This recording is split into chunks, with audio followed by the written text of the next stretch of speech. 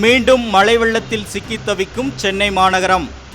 ஒரு வார கால இடைவெளிக்கு பின் மீண்டும் பெய்து வரும் வடகிழக்கு பருவமழையினால் சென்னையின் பெரும் பகுதியில் வெள்ள நீர் சூழ்ந்துள்ளது.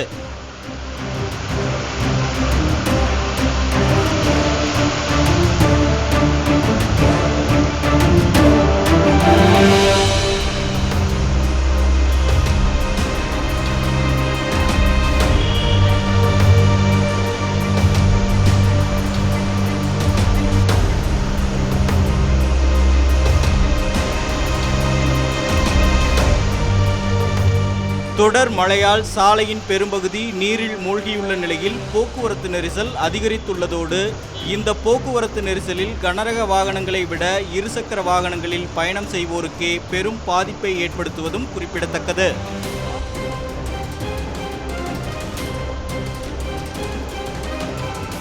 காலிலேருந்து டீ போட்டுட்டு போனால் வண்டி ஆஃப் ஆகிடுச்சு. காலிலேருந்து நின்று தான் வரும். சிமெண்ட் வியாபாரம் பண்ணுறாங்க, ஜல்லி மண்ணு கல் வியாபாரம், அது பாதிச்சிருக்கு. தண்ணி ஃபுல்லாக கடை ஃபுல்லாக போயிடுச்சு.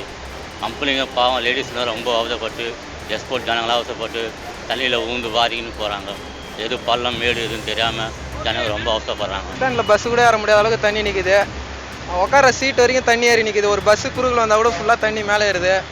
பசங்களுக்கு ஜாலியாக இருந்தாலும் காலைல வேலைக்கு போகிறவங்க பெருசு வயசானவங்களாம் ரொம்ப கஷ்டமாக இருக்கும். ஃபைனல் இயர் எனக்கு சீக்கிரமாக எக்ஸாம் முடிஞ்சாகணும், அதுதான் எனக்கு மேட்ரு. சில பேர் ஃபஸ்ட் இயர் செகண்ட் இயர் இருக்கவங்க ஹாப்பியாக ஃபீல் பண்ணுவாங்க. பவர் கட் ஆனால இண்டஸ்ட்ரீஸ் எங்கேயுமே வேலை நடக்கலை. இங்கே மேக்ஸிமம் இண்டஸ்ட்ரீஸ் தான் இருக்குது, எங்கேயுமே வேலை நடக்கலை. கம்பெனிஸ்லாம் ரொம்ப பாதிக்குது.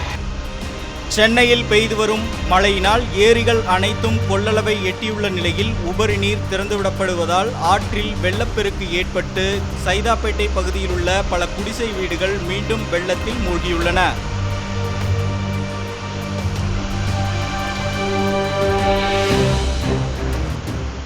இருபத்தி 4 மணி நேர கனமழையை தாங்க முடியாத சென்னை நகரம் வானிலை மையம் அறிவித்துள்ள 5 நாள் கனமழையை எப்படி எதிர்கொள்ளப் போகிறது என்பது கேள்விக்குறியே.